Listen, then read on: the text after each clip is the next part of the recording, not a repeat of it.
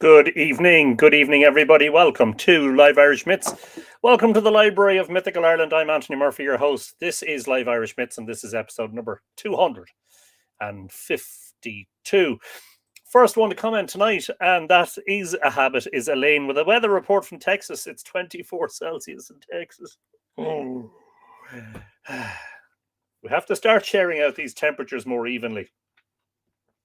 I know, says the man. Be careful what you wish for. Elaine, very good afternoon to you. Thanks for joining us. Northman has joined us. Hello, Northman. Are you in the north, by the way? Johnny Wilson is not in the north. He's in the west. He's in Texas, in Dallas, not far from Elaine. Johnny, warm day there, and enjoy it. Tuesday Thompson is saying Happy Mythology Monday. Well, thank you indeed, and happy Monday to everybody who's watching. Sheila Gunn is not sure if she can get on today. Well, can get on to make a comment, but client calls. Hello, Anthony on the two. Well, hello, Sheila.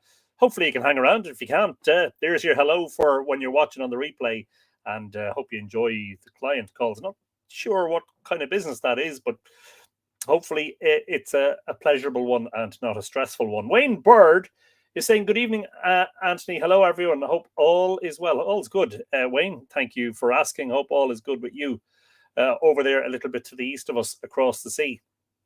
Johnny Wilson is wishing everybody an early, happy Thanksgiving and many happy returns. Rex Fortenberry is saying, howdy, howdy all. Can't stay long. We'll catch the playback. It's where I learn my dad jokes for I haven't had that many lately. I've kind of slipped over the last couple of weeks, haven't I? Good whatever time to all. Hope you're all keeping well, says Lily Shambles. Thank you, Lily, and the same right back at you. Hope you're in good form. Marcia Downs is sending love and hugs from the wintry mountains of New Hampshire to all the two. Thank you, Marcia. Good afternoon to you. I hope whatever you're doing, you're snug and comfortable. Sotonar, Sláinte Nadine Bra. I'm probably going to miss this one. The internet is rather terrible here. Seems to be a common theme. There's going to be nobody watching tonight, so it's just going to be me talking to myself and the desperate.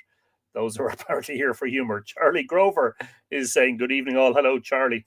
Welcome to Live Irish Myths. Joe Butler, Auntie Joe is in rainy Colorado. It should be snow this time of year. I hope everyone's well. Well, I suppose. Look on the bright side then, huh? It's not snow. Is that good? I'm not sure. Maxi Bloke, hand pink waving. Okay, this one isn't pink, but just pretend it is. Maxi Bloke, thank you.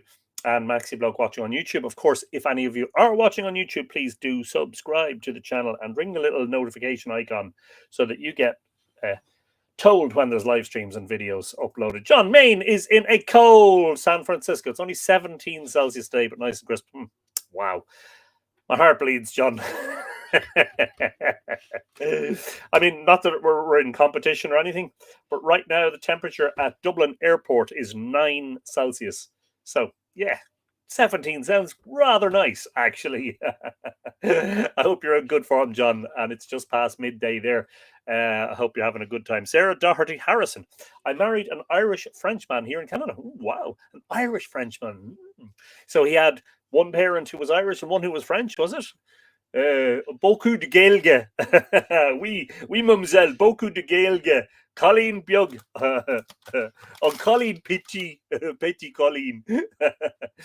Sorry, Sarah. I am not, absolutely not taking the proverbial. I'm just having fun. Welcome and thank you for joining us. Whereabouts in Canada are you, as a matter of interest? We have lots of Canadian viewers. Speaking of Canadian viewers, Anne McCallum is saying hello to everybody. I hope everything's in good form. A chilly, cloudy day today. Was 1 Celsius, but now reached our high of 6 Celsius. Wow. So I shouldn't complain. Cold and rainy tomorrow. By the way, I've just finished up on last week's episode, number 251, which, as always, was interesting and enjoyable. But I must add that I really loved your stories about Martin Brennan. I know you've talked about him many times in earlier episodes, but your tribute to him was absolutely wonderful. Well, thank you, Anne. I'm glad you enjoyed that. Martin was a friend. And wrote and discovered and made a lot of important observations here at megalithic sites in Ireland. And was kind of castigated by some of the archaeological establishment. They didn't treat him very friendly at all. But anyway, his legacy will live on. And the likes of me will make sure of that. The full Irish, Gary is saying, good evening, great and good to another fine day on the sod. Yes. Which sod are we talking about? Sodden day on the sod. No, in fairness, it's not freezing cold. That's the main thing, And Maxi Bloke is in Donegal. Donegal, come on, Donegal. Donegal for the All Ireland one of these years. Donegal and Louth in the final. What about it? Edina Sparks is saying, good afternoon, Anthony and the Tua. Looking forward to another Monday with everyone. Well, we're very pleased to have your company. Valerie Gallagher is in Rhode Island, where it is sunny but chilly, cozy inside, making mincemeat. Very nice. Do you know what? That sounds good. Can we pop over afterwards for tea and mince pies? Brendan Byrne is saying, good evening, one and all. Hope everyone is well and safe and warm in our part of the world. I hope everyone is safe and warm in all parts of the world, but I know they aren't, unfortunately. But look, we wish our best to everybody. Catherine Cleary says, hi from beautiful San Diego. A little bit of paradise. Well, beautiful weather all day, every day. Still, I miss Ireland and France. Yeah, not for the weather, though. For the beautiful landscape, maybe. Catherine, you're so welcome. And that sounds lovely. San Diego. Lovely. Liam Smith, good evening, Liam. Welcome, Liam, watching on YouTube. Thanks for joining us. Janet Moran is saying, got no notice from Facebook, but I got you. Yeah, that's Facebook. Yeah. I'm now set up on that new Blue Sky. Don't know if anybody's heard of this new app, social media site, Blue Sky.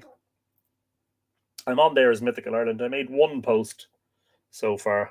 It looks very like Twitter, actually. The interface looks very like Twitter. Yeah, see how it goes. But anyway, I'm on there if any of you are on there. Deborah Gilbert is saying, hello from Connecticut. Sunny, but only for about another hour or so. Heading for solstice. Yes, indeed, Deborah. And may the sun shine on you long and happily. Burr Whelan is in the house. Good evening to you, Burr. I hope you're in good form. Martina Droline Linsky is also here. Good evening, Martina. Hope you're keeping well and safe. Donegal, what a beautiful part of the world, says Brendan. Yep.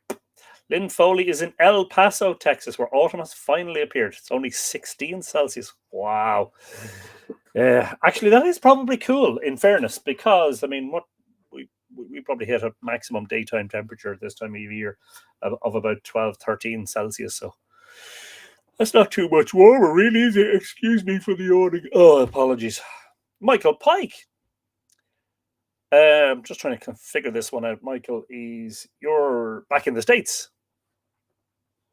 Good afternoon, just about, to you.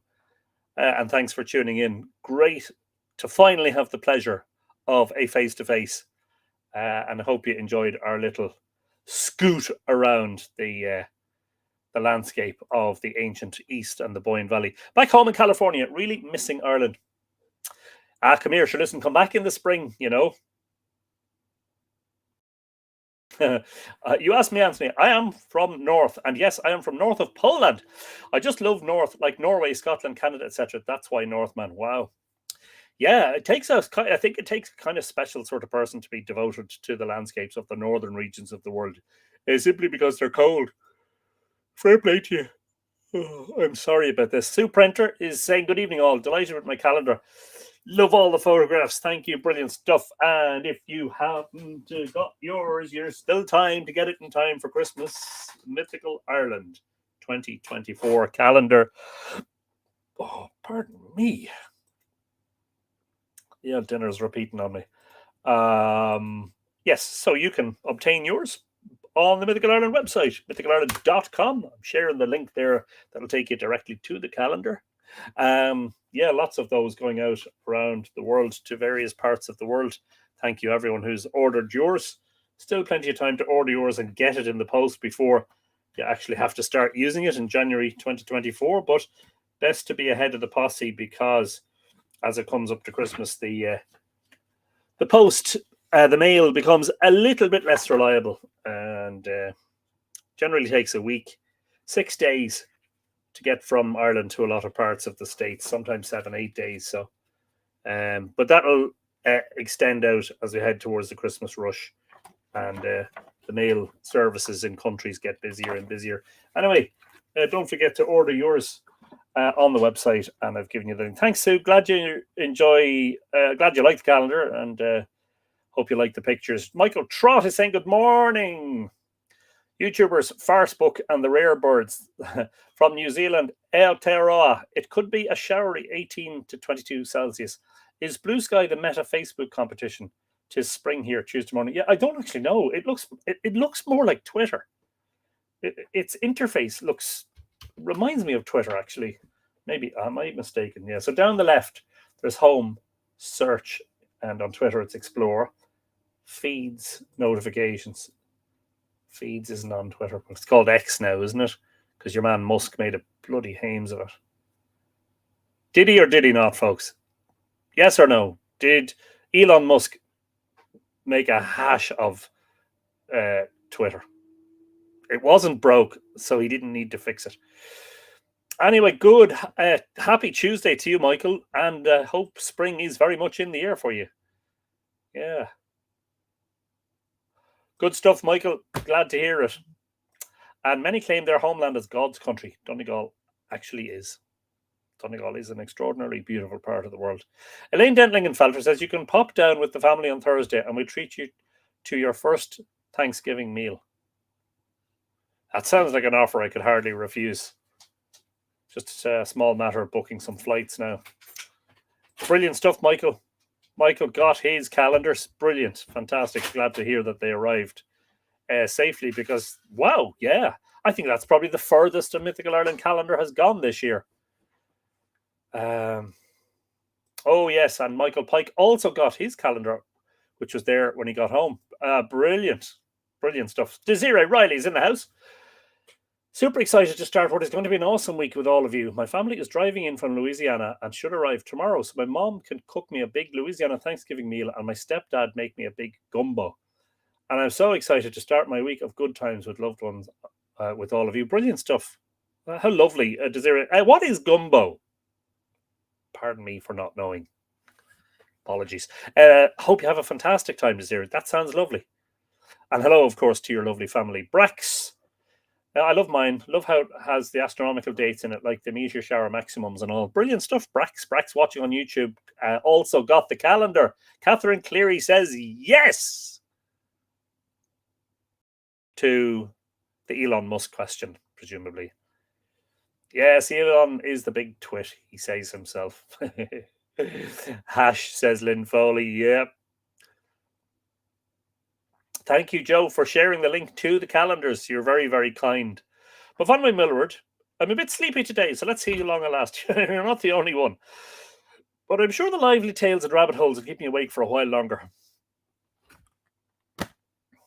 Yeah, rabbit holes.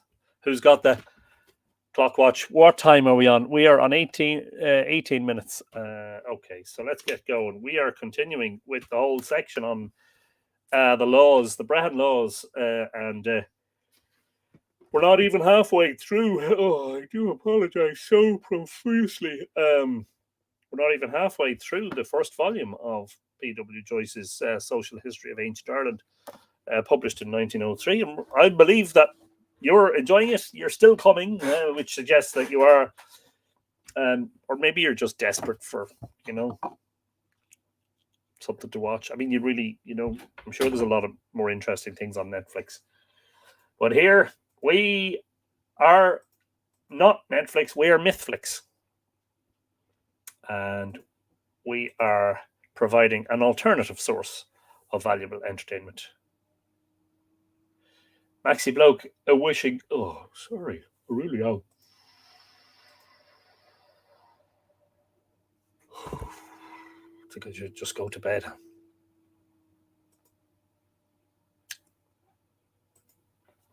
Yeah.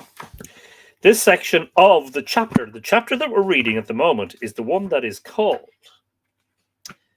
Chapter 7, The Laws Relating to Land. This is section 3 of Chapter 7 called Tenants, Their Payments and Subsidies. Are you going to read Martin's book next year? Yeah, you see, I tend not to read a lot of stuff that's still in copyright, for obvious reasons. But I could read some of it, Beloved Anthony, I came right here from Netflix. Thank you. Yeah, let's binge watch all of the, if ever we, I think I just need to go sleep now. If ever we, get to the end of Live Irish Myths, we could just binge watch the whole lot all over again. Sandra Boothroyd, just in the nick of time, just about to start reading. Good evening to you. Every tribesman had to pay to his chief certain subsidies according to his means. Those who held portion of the tribe land and who used the commons land for grazing or other purposes, what other purposes, paid these subsidies, of course, but beyond this, they had no rent to pay to any individual for land held or used under the categories 4 and 5 described above. Big challenge. Going to be staying awake for this. Eyes pink heart shape, says Love. Same. Yes, the yawning. I'm sure it isn't. It's like, okay. I just opened the window. There's a cool breeze coming in. Hopefully that will wake me up. I'll slap myself a few times over the face. Yes. The usual subsidy for commons pasturage was in the proportion of 1 animal yearly for every 7, which was considerably less than a reasonable rent of the present day. Probably the subsidy for tillage land was in much the same proportion. Every person who held land shared the liabilities of the tribe. For instance, he was liable to military service and he was bound to contribute to the support of old people who had no children. Fairly egalitarian society, by the sounds of it. Michael Trott, this is interactive. A sleeping draft is upon ye, Anthony. What would the Brehon Laws say on that? Cool air tea. I don't know. They'd say, a fine of 1 milch cow for falling asleep during an episode of Live Irish Myths. Barbara Murphy's fighting a migraine. Oh dear. Well, yeah, I suffer from migraine and it ain't nice. So, yeah, go and rest if you need to, Barbara. And hopefully, get well soon. Be well, get well soon. Oh, I'm after spilling water on my book. Oh, well, at least it's only water and not whiskey. The tribesman who placed himself under the protection of a chief and who held land, whether it was the private property of the lesser or a part of the general tribe land, was, as already explained, a céile or tenant, also called féine or ahach, i.e. a plebeian, farmer, or rent payer. Plebeian, I like that, pleb. You're just a pleb. Marcia Downs also got the calendar and loves it. Brilliant stuff. Simon O'Tusafar is in the house. Good evening to you, Simon. Simon, a wonderful photographer of ancient monuments and sites in Ireland. But a man who takes land must have stock, cows and sheep, for the pasture land, horses or oxen to carry on the work of tillage, or as we say in posh parts of Ireland, tillage. We don't say that. There's nobody posh in Ireland. A small proportion of the céiles had stock of their own, but the great majority had not. Where the tenant needed stock, it was the custom of the chief to give him as much as he wanted at certain rates of payment. A man might hire stock from the king or a chief, or from a noble, or from some rich boara. It often happened that an intermediate chief who gave stock to tenants took stock himself from the king of the territory. This custom of giving and taking stock on hire was universal in Ireland, and it gave rise to a peculiar set of social relations which were regulated in great detail by the Brehon Law. Creash, we're all doing grand, I think. How are you keeping? Thank you for joining us. And Trononawat to you. John Inman has joined us from Eureka, California. Good afternoon to you, John. Hope you're in good form.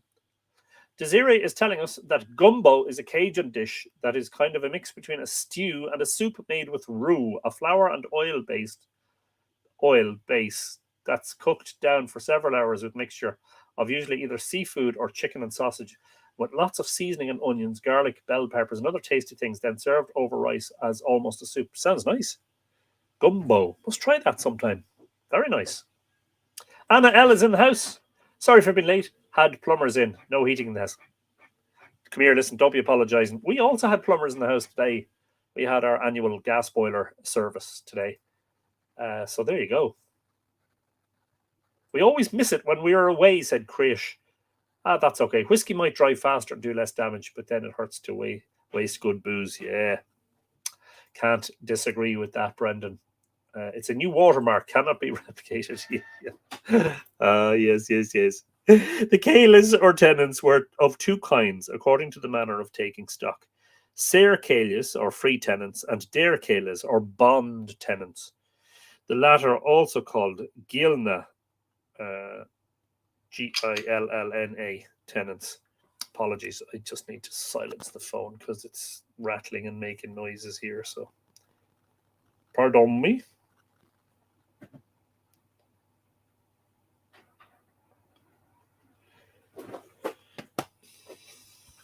A sair tenant was one who took stock without giving security, nothing but a mere acknowledgement. Stock given in this manner was sair stock, and the tenant held by sair tenure. A dair tenant was one who gave security for his stock. The stock was dair stock, and he held by dair tenure. The sair tenants were comparatively independent, and many of them were rich, as, for instance, the boaras, who were all sair tenants to kings, chiefs, or nobles. The payments sair tenants had to make were reasonable. Not so the dair tenants. They had to pay heavily and were generally in a state of dependence. Their position was much the same as that of needy persons of our own day, who are forced to borrow at usurious interest. So moneylenders were always around, folks. More stock was given to a man in dair tenancy than in sair tenancy. Pardon me, and I hope this doesn't sound flippant, but it has been said that prostitution is the oldest profession in the world. It seems to me that usury is actually probably the oldest profession, if you could call it a profession.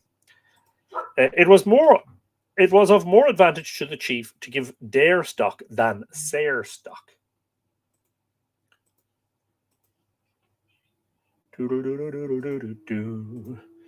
When a man took dair stock, he had to do so openly without any concealment, and his finna, i.e. his family, including all his sept or kindred within certain degrees of relationship, might, if they pleased, veto the whole transaction.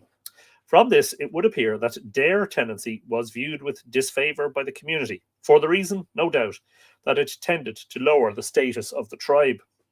There was a sharp distinction between the two orders of tenants, the dair tenants being very much the lower in public estimation. When the chief gave evidence in a court of law against his tenants, the sair tenants were privileged to give evidence in reply, but the dair tenants were not. A dair or bond tenant was so called, not that he was a slave or an unfree person, but because by taking dair stock he forfeited some of his rights as a freeman, and his heavy payments always kept him down. Heavy payments keeping people down. Where have I heard that before? In all stages of, especially of capitalist Western societies. Where will you be for the winter solstice this year? Oh, undoubtedly, yes, Newgrange. I think so, yes.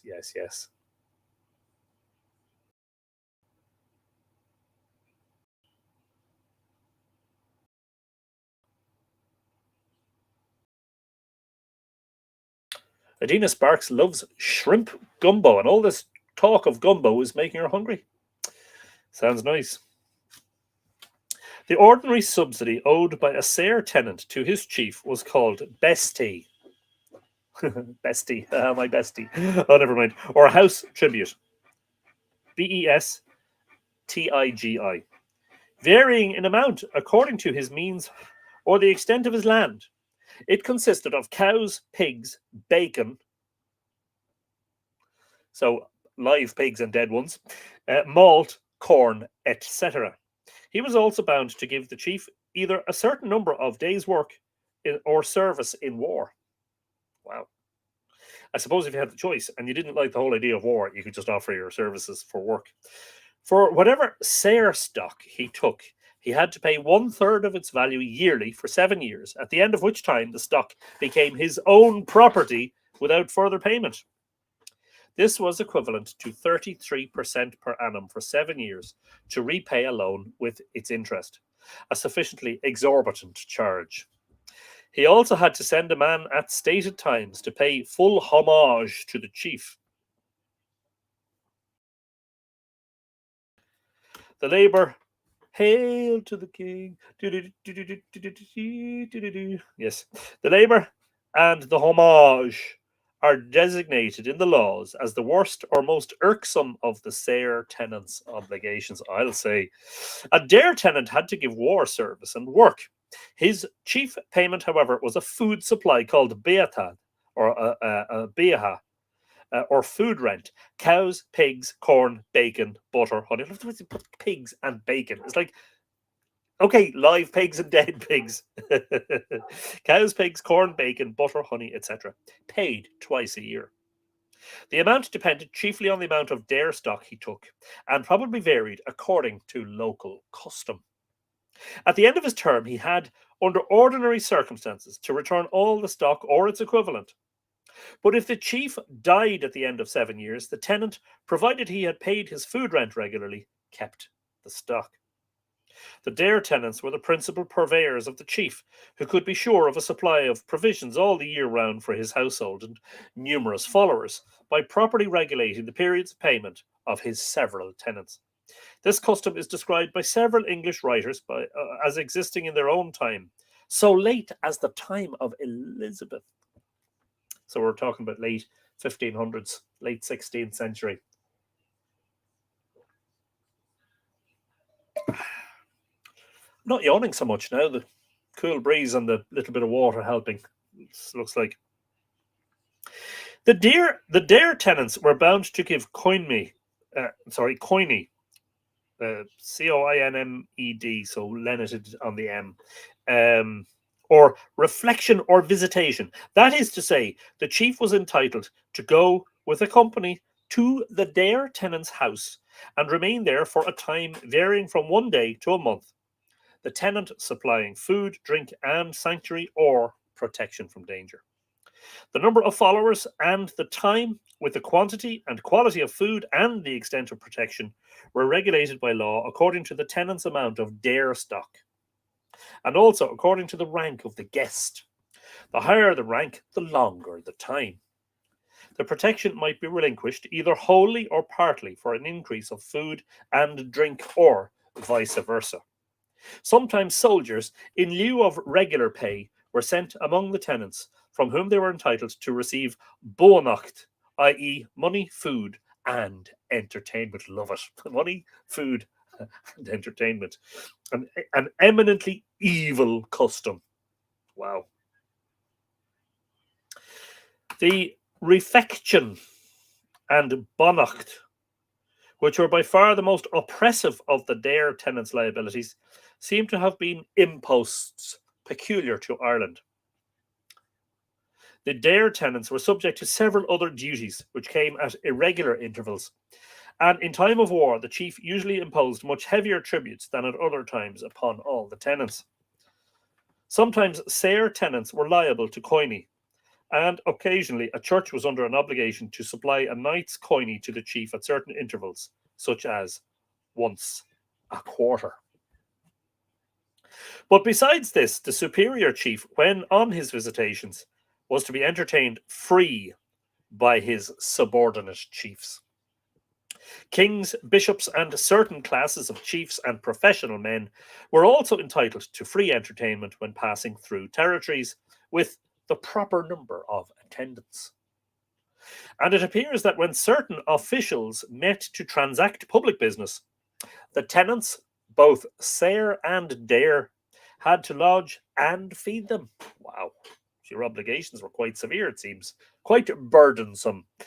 If either the chief or the tenant fell into poverty, provision was made that he should not suffer by unjust pressure from the other party. No one, says the law book, should be oppressed in his difficulty. The Dare tenants were by far the most numerous, and accordingly, this system of the chief stocking the farms was very general. It has often been compared to the Métayer system. I don't know how to pronounce that. It's M-E accent aigu, like a fada. Métayer. Oh, Jesus Christ. Stop being stupid. Look it up, Anthony. I'm annoying myself now.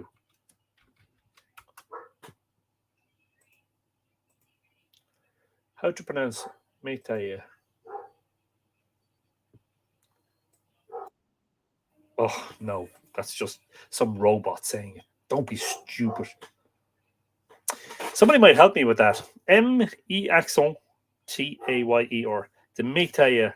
Métayer. You don't finish if there's a consonant on the end of a French word, you don't pronounce it, don't you not?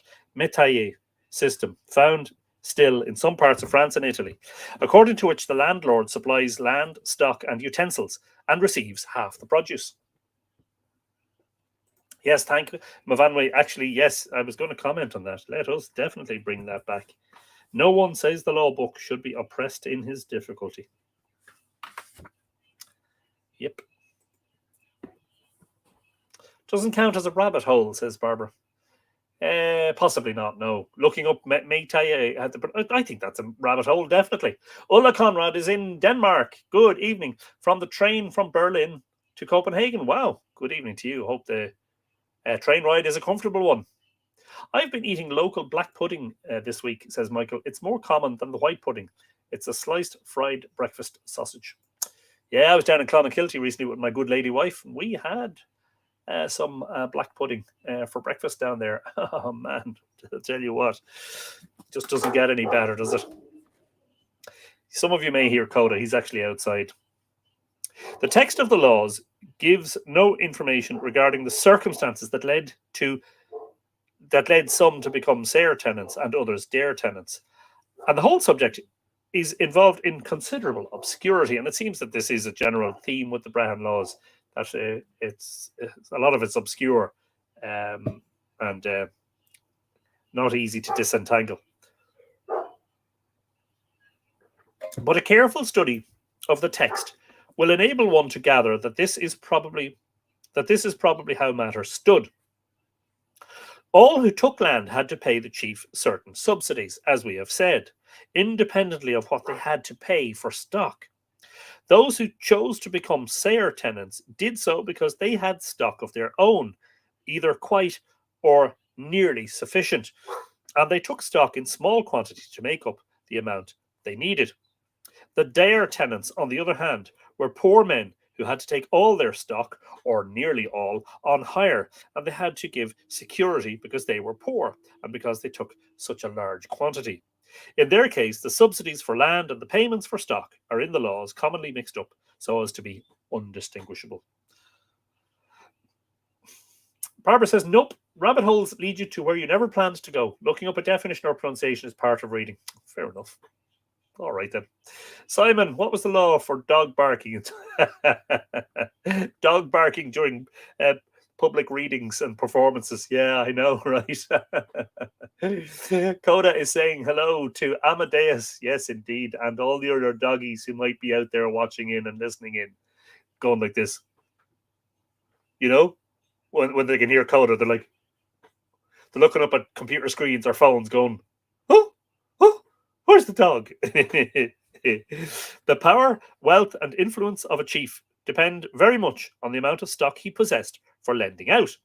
For besides enriching him, it gave him all the great advantage over his tenants, which the lender has everywhere over the borrower. This practice was so liable to abuse that the compilers of the Brehon Code attempted to protect borrowing tenants by a multitude of precise, detailed rules. Sir Henry Maine considers that the payments made by the Irish tenants for stock developed in time into a rent payment in respect of land. Very careful provisions, penalties in the shape of heavy compensation payments, are laid down in the laws to prevent either the chief or the tenant, whether in sere or dare tenancy, from terminating the agreement in an arbitrary fashion, as well as to protect each against any neglect or misconduct on the part of the other. The tenure of all was therefore secure in whatever way they held their lands. Though the custom of visiting tenants' houses for coiny or refection without the L, was carefully safeguarded in the Brehon Law, it was obviously liable to great abuse. In imitation of the Irish, the Anglo-Irish lords adopted the custom of coin and livery for food for man and horse, which they commonly levied from the English settlers, and committed such excesses far beyond any abuses of the native chiefs that they almost ruined the settlement by it.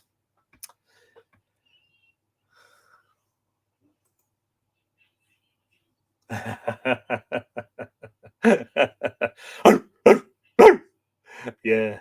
And that famous cartoon in which there's a dog teacher in front of a classroom of dogs. And the speech bubble coming out of the teacher, the dog teacher says, I think I better explain that again, given the number of head nods or head turns. You obviously don't understand. And all the dogs in the classroom have their heads tilted, looking puzzled, you know? Yeah. I can just picture that. There you go, Amadeus. Yes. And this is the section called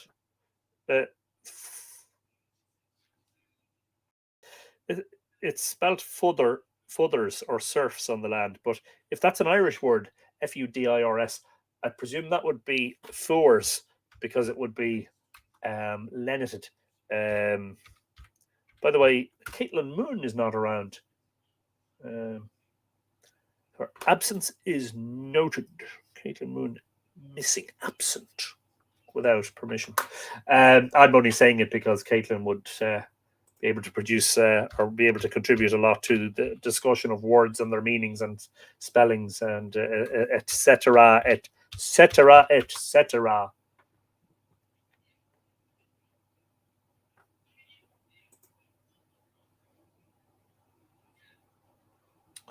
Yeah, so I can't add any more to that at the moment. I'm going to pronounce it for the moment and assume it's an Irish word.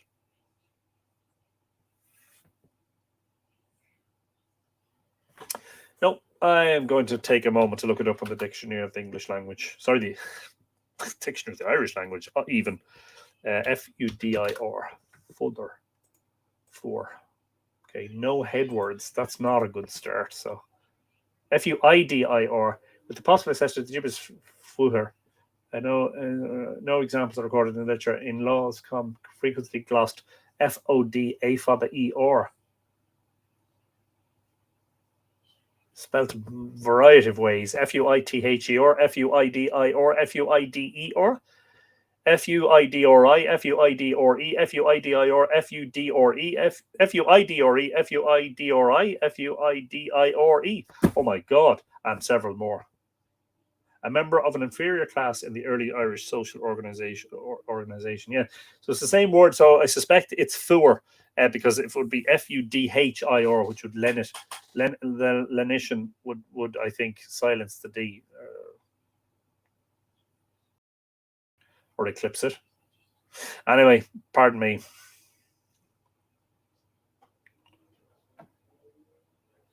There's a whole discussion there about gumbos.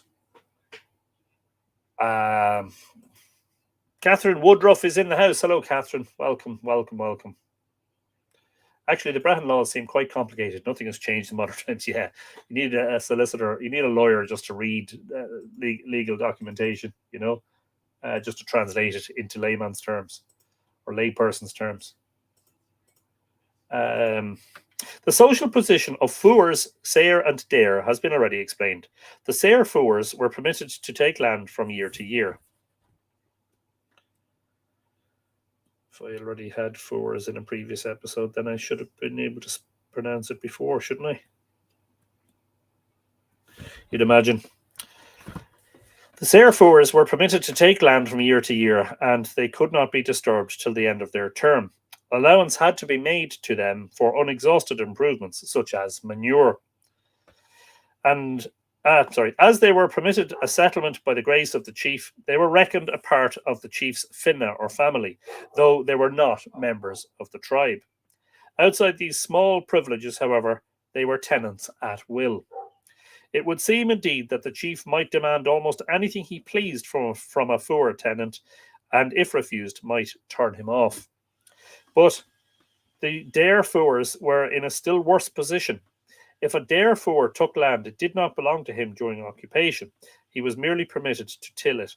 He was a tenant at will, having no right whatever in his holding. He was completely at the mercy of the chief, who generally rack rented him so as to leave barely enough for subsistence. Wow. The Dare Fuers, after a certain period of residence, belonged to the land on which they were settled and could not leave it. The land kept by a flaith or noble in his own hands was commonly worked by Dare Fuers, and none but a noble could keep them on his estate. Spencer, Davies, and other early English writers speak of the Irish tenants as in a condition worse than that of bond slaves, as taking land only from year to year.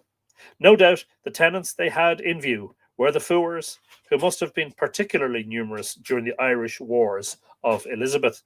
It is evident from the Brehon Law that the Fuers were a most important class on account of their numbers, for they tended to increase in the disturbed state of the country from the 9th century down. They must ultimately have formed a very large proportion of the population. Yes, Monica Regley, that was indeed Coda again, barking his little face off. He was outside and just seemed to be particularly vocal. That helps so much in my understanding of Irish spelling, says Barbara. Not. Yes. Sometimes a whole tribe, for one reason or another, came to be in such a state of dependence or serfdom as to approach slavery. They were commonly a tribe who had been expelled from their homes by stronger settlers or invaders, and who, seeking a place of settlement from a strange chief, were received by him under hard conditions. Such a tribe was usually designated Dair Hoa, or i.e. bond tribe, corresponding with Dair Kela as applied to an individual, often called in English enslaved tribe. But the people were really not slaves. They were subject to heavy tributes and had to execute certain works, such as building, road repairing, etc., without payment for the chief of the district, and they were looked upon as inferiors by the people among whom they settled. The ancient rights of the tenant, i.e., of the Caelas or freemen, as may be gathered from the preceding part of this chapter, were chiefly three: a right to some portion of the arable or tribe land and to the use of the commons, a right to pay no more than a fair rent, which, in the absence of express agreement, was adjusted by law, a right to own a house and homestead, and, with certain equitable exceptions, all unexhausted improvements. Unless under special contract, in individual cases, the Fuers had no claim to these, with the exception, however, that the Saor Fuers had a right to their unexhausted improvements.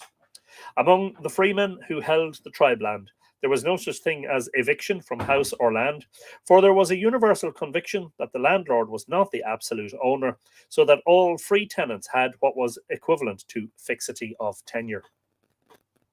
If a man failed to pay the subsidy to his chief, or the rent of land held in any way, or the debt due for stock, it was recovered like any other debt by the processes described in next chapter, never by process of eviction. Wow.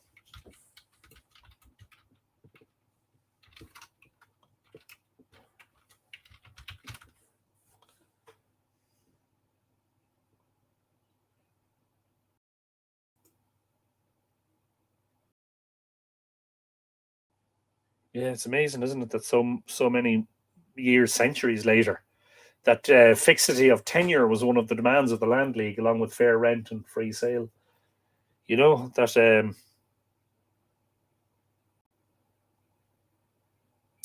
I'll just read that bit again. Among the freemen who had the tribe land, there was no such thing as eviction from house or land, for there was a universal conviction that the landlord was not the absolute owner, so that all free tenants had what was equivalent to fixity of tenure.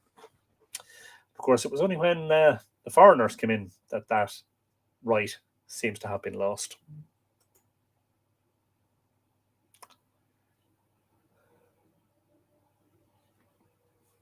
And we're on to section 5, which is called Descent of Land. And forgive me, I'm getting distracted. In Ireland, the land descended in 3 different ways. First, as private property. When a man had land understood to be his own, it would naturally pass to his heirs, i.e., his heirs in the sense then understood, not necessarily in our sense of the word. Or he might, if he wished, divide it among them during his life, a thing that was sometimes done. In the tripartite life of St. Patrick, we find cases of the sons inheriting the land of their father. There appears in the Brehon Law a tendency to favour descent of land by private ownership. Quote, the Brehon Law writers seem to me distinctly biased in favour of the descent of property in individual families, unquote. It should be remarked that those who inherited the property inherited also the liabilities. Second, the land held by the chief as mensal estate descended not to his heir, but to the person who succeeded him in the chiefship. This is what was known as descent by tanistry. Third, by gavelkind. When a tenant who held a part, pardon me.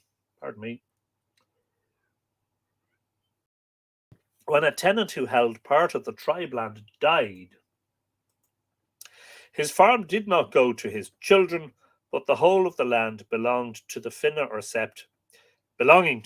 Sept was redivided or gavelled among all the male adult members of the Sept, including the dead man's adult sons, those members of the Sept who were illegitimate getting their share like the rest. Wow. The domain of the chief and all land that was private property were exempt.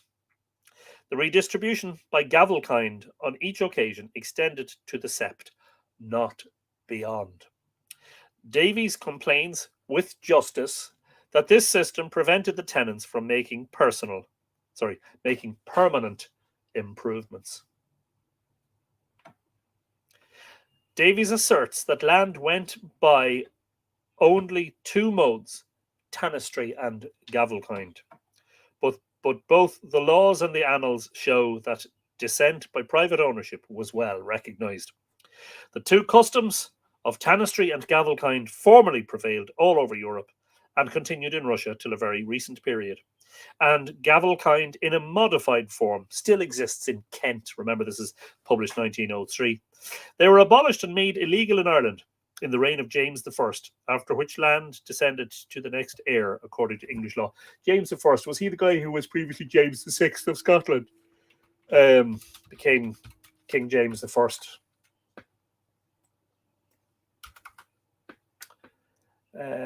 James, son of Mary, Queen of Scots, descended from Henry VII's daughter Margaret, had been King of Scotland for 36 years when he became King of England. Yeah, that's him, isn't it?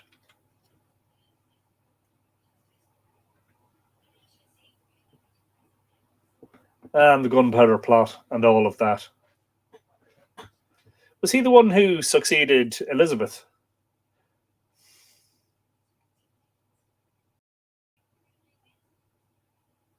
Yeah, 1603 to 1625.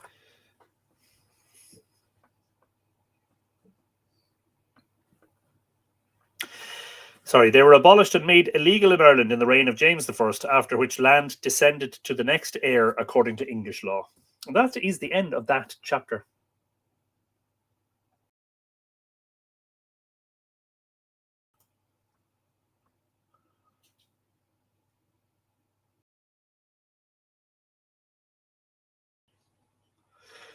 And the next chapter is called Chapter 8, The Administration of Justice.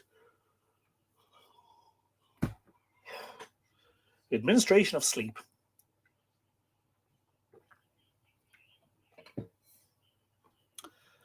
And this is section 1, the law of compensation. Let me just have a quick look at what we're facing into here in terms of the chapter length.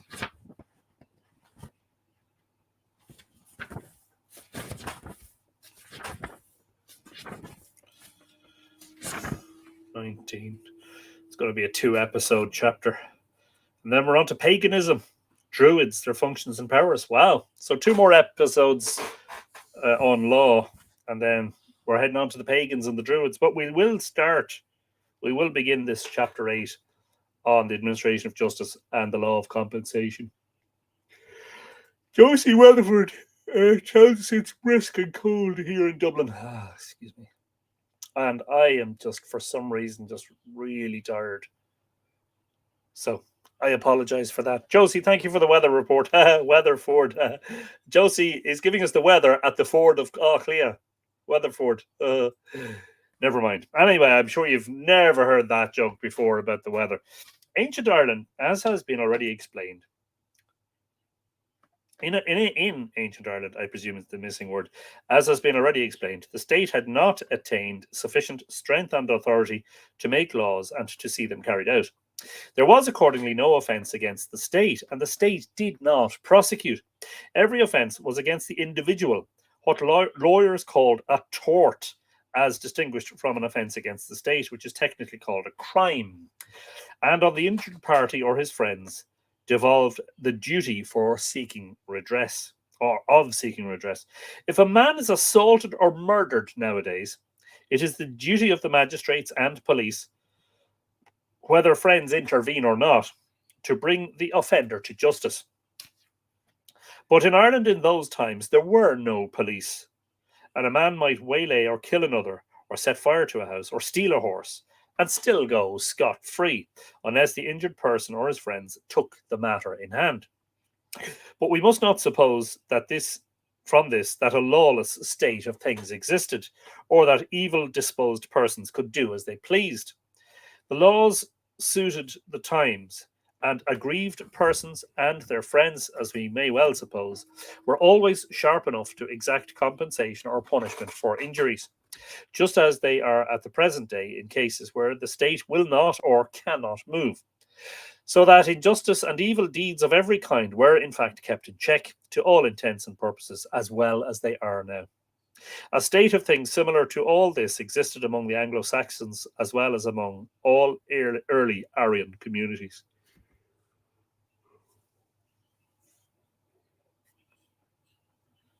Heather Marie Leaning is in the house. Hello there. Yeah, I'm fighting the tiredness. I've no idea what's wrong with me. I'm just feeling a bit yawny this evening. So I do apologize.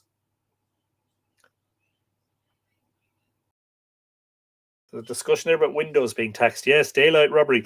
In very early times, beyond the reach of history, the law of retaliation prevailed. An eye for an eye, a tooth for a tooth. In other words, every man or every family that was injured might take direct revenge on the offender. But this being found inconsistent with the peace and well-being of the community, especially in cases of homicide, which were frequent enough in those days, gradually gave place to the law of compensation, which applied to every form of injury. That this general system of compensation for wrongful acts was at least reasonably effectual is evident from the fact that it was the custom among all the early Aryan tribes. Quote, in most early codes with which we are acquainted, the idea of compensation predominates over that of the duty of revenge. Unquote.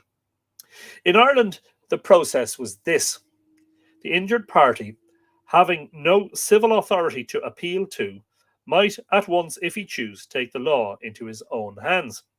But though this was sometimes done, public sentiment was decidedly against it, and the long-established custom was to refer all such matters to the arbitration of a Brehon. Accordingly, the person injured sued the offender in proper form, and if the latter responded, the case was referred to the local Brehon, who decided according to law. The penalty always took the form of a fine to be paid by the offender to the person or family injured, and the Brehon's fee was usually paid out of this fine. Section 2 is called Procedure by Distress. If the offender refused to submit the case to the usual tribunal, or if he withheld payment after the case had been decided against him, or if a man refused to pay a just debt of any kind, in any one of these cases, the plaintiff or the creditor proceeded by distress. And in Irish, that's ácamháil. That is to say, he distrained or seized the cattle or other effects of the defendant. Due notice had to be given, but no other legal preliminary, no permission from or reference to any court or other higher authority was necessary. The plaintiff resorted to distress on his own responsibility. We will suppose the effects to be cattle. There was generally an anod or stay of 1 or more days on the distress. That is, the plaintiff went through the form of seizing the cattle but did not remove them.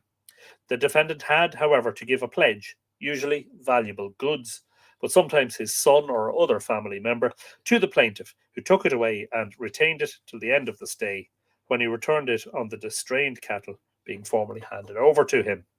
If the defendant refused to give a pledge, then there was no stay. It was an immediate distress, and the cattle were taken on the spot. During the stay, the cattle remained in the possession of the defendant or debtor, no doubt to give him time to make up his mind as to what course to take, viz., either to pay the debt or to have the case tried before the Brehon. But the plaintiff had all the time a claim on them. If at the end of the stay the defendant did not give up the cattle or pay the debt, the plaintiff kept the pledge, which he then might dispose of as he would the distress. He might keep the goods or sell the person into slavery. If the debt was not paid at the end of the lawful stay, the plaintiff, in the presence of certain witnesses, removed the cattle and put them in a pound. If a chief took cattle in distress, he might legally keep them during detention time in the faiche or green of his own homestead, which in such a case constituted a pound, instead of sending them to the public pound. Animals might be impounded on other occasions besides distress, such as for trespass.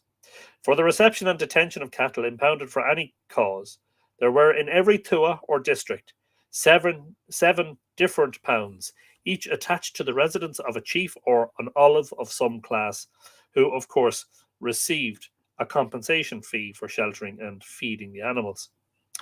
To be permitted to keep a pound was accordingly a valuable privilege. Some pounds are designated as lawful, dlíhi, and some as unlawful, indlíhi. Lawful pounds were those recognised by law, i.e., having some sort of registration. An unlawful pound meant one that had no such recognition, probably kept by persons on their own account. Unlawful here does not mean contrary to law, but simply unrecognised or unregistered. The distinction was important, for if an accident occurred, as for example if a cow broke her leg in a pound, the person taking the distress was liable for the damage if it happened to be an unlawful pound, but he was free from liability if the pound was lawful. Some lawful pounds were called minor and some forus, which were still further classified. And gowang, Gobhang, appears to have been a general name for a cattle pound. The animals were not to be mixed. Each species should have a separate compartment or pound, and diseased animals were to be separated from those that were sound. Proper provision had to be made for feeding and sheltering impounded cattle.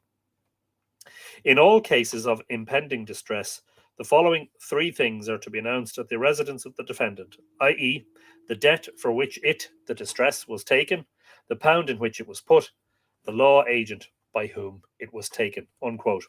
The animals remained in the pound for a period called dihim, during which the expense of feeding and tending was paid out of the value of the cattle. At the end of the diham, they began to be forfeited to the plaintiff at a certain rate per day, till such a number became forfeited as paid both the debt and the expenses. The length of the anad and of the diham were regulated by law according to circumstances. There was no stay, i.e., distress was immediate, when it was taken by a chief from one of a lower grade, and also in certain other obvious cases, as when the creditor was likely to abscond. In some cases also, notice was not necessary. In immediate distress, the cattle were removed at once to the pound. If, after the plaintiff had given due notice, the defendant absconded, his fine or kindred were liable. The defendant or debtor might prevent the removal of the cattle at the beginning, or might get them back up to the end of the diham by either paying the debt and expenses or giving a pledge that he would, submit the case for trial if it had not been tried already. Goods of any kind might be taken in distress, or a man himself, if there were no goods, but the distress was most generally in cattle. Much formality was observed in all these proceedings, and the distrainer had to be accompanied by his law agent and 7 witnesses, who should be able to testify that there was a distress and that it was carried out in exact accordance with legal rules. We know that fictions form an important part of all laws, from ancient and modern, and many are to be found in the Brehon Law. All, however, like those in other codes, being traces or representations of what had once been real transactions. In the cases of some distresses with stay, the fictitious observances, without which the distress would not be legally complete, were very curious. Thus, when barren cattle were distrained, a stone was thrown over them thrice before witnesses, like the legal fiction mentioned by Gibbon as practiced by the ancient Romans. A work was prohibited by casting a stone. If hens were distrained, a little bit of withe was tied on their feet and their wings were clipped. If a dog, a stick was placed across his trough to prohibit feeding. If an anvil, a little withe was tied onto it to prohibit its use. If carpenters' or shield makers' tools, a little withe tie was put on them.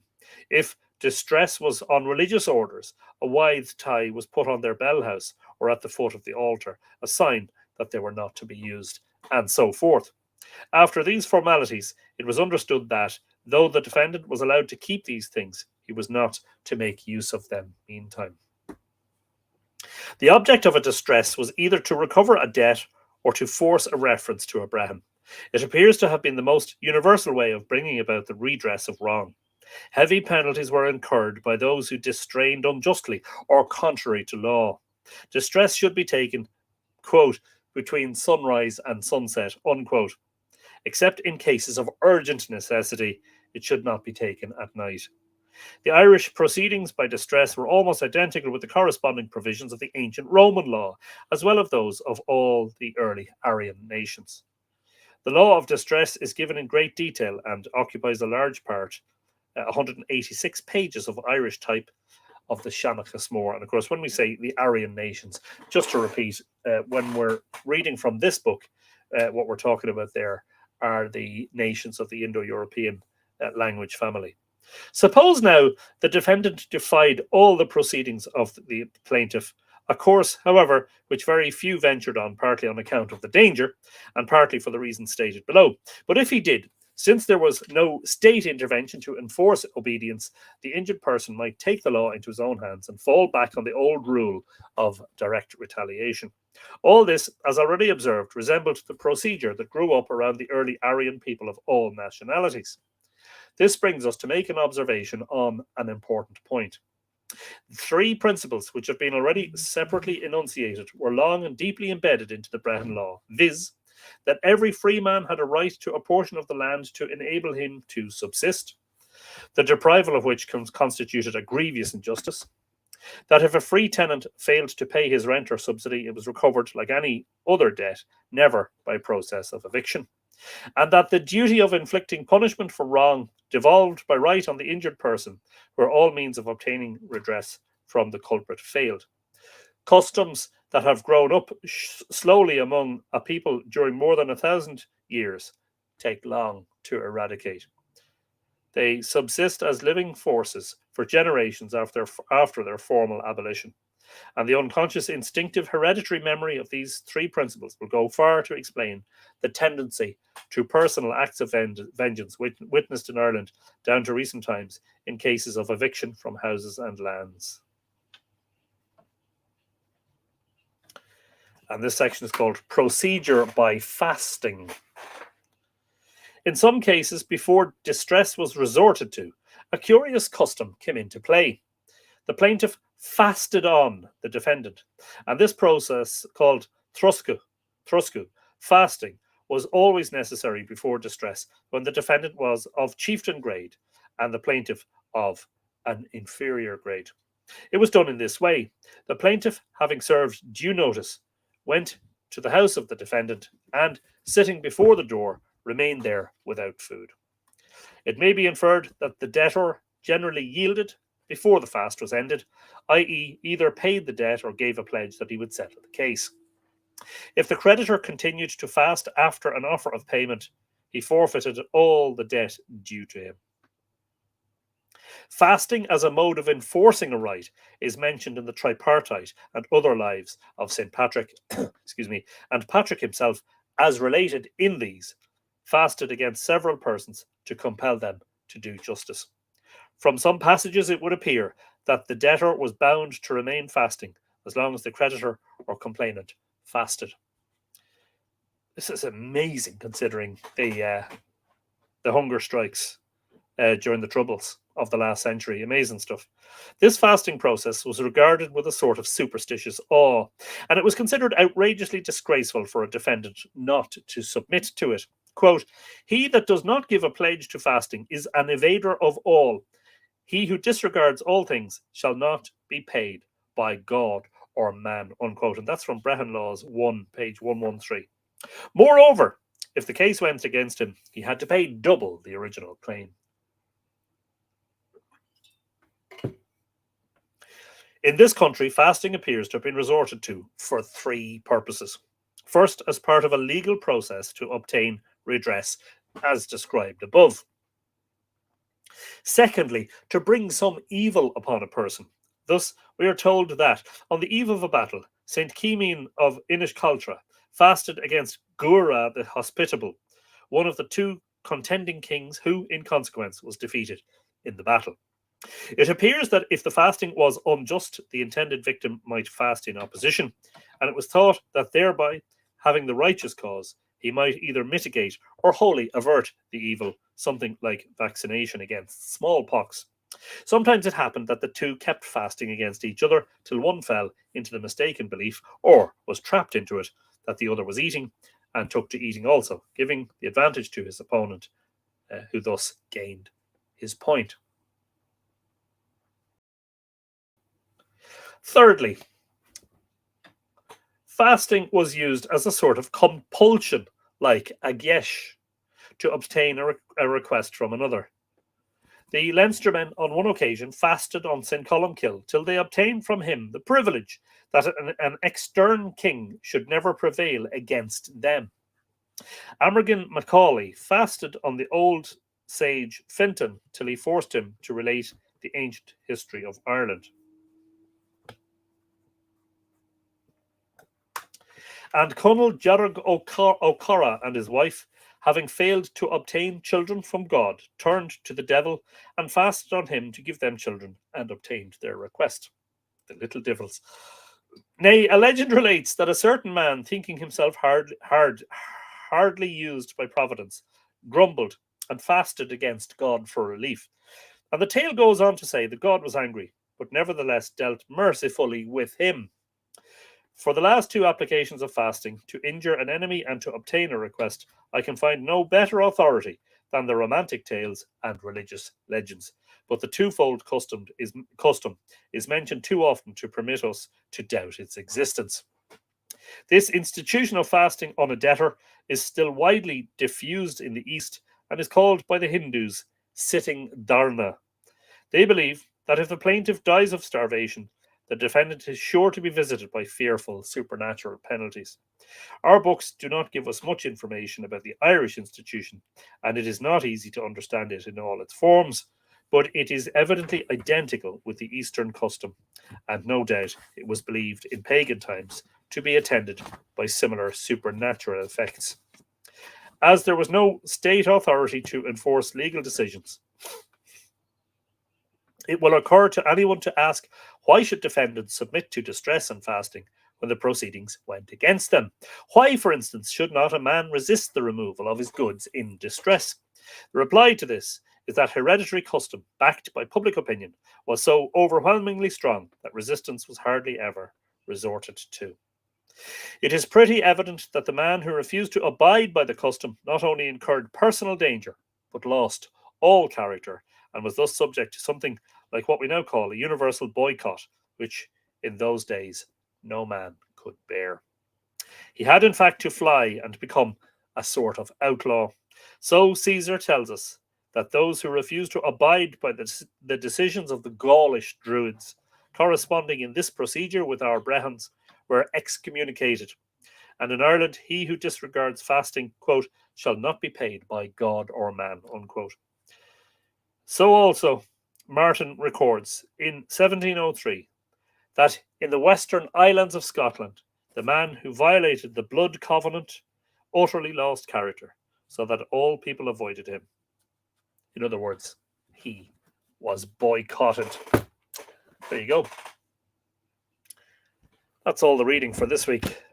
And now it's time for sleep. Yes, indeed, Anne McCallum. Wow, fasting against injustice. I know. Wouldn't work today, I suppose. Yeah, different times. This is such a contrast to the readings about the reading a few months ago. Them crazy was reasons to removal and or sacrifice of king's rulers. Oh yeah, do you remember that? Wasn't that we were reading sections, I believe, of the Golden Bough? Fraser. Catherine Cleary, thank you. May you get some deep rest and feel renewed. Be well. Yes, indeed. There's nothing particularly wrong. I just, I was probably went to bed late last night, and then I got up in the middle of the night and I was awake for a while. But then I thought I slept well. But anyway, that's what thought gets you. Get some kip, young man. Yeah, I know, right? So this is what happens. People say, "Oh, how do you do all that you do?" It's like, I don't. I'm not some sort of superhuman. I thought we'd lost you a few moments there when your head dropped. Yeah, it feels just a good night's sleep will do grand. It's a non-Christian practice to curse people. Hawaiians know of this.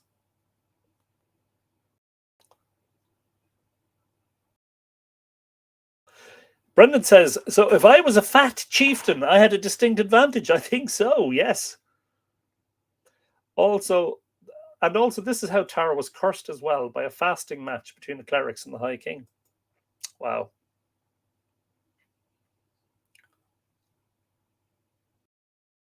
Fasting in Ireland is a very old appeal for justice. I didn't know. Yeah.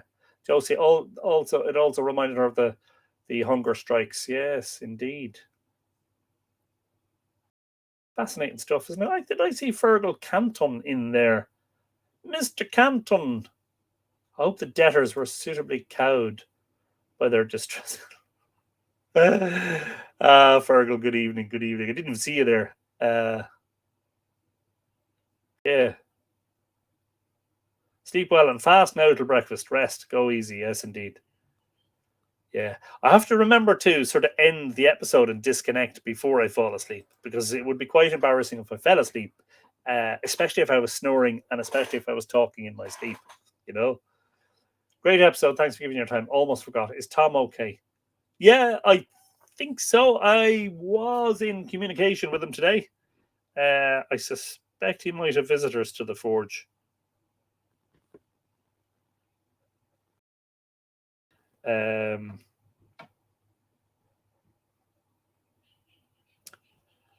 Yeah, I think he's fine. It's unusual that he's not on the episode, in fairness. Let me just check.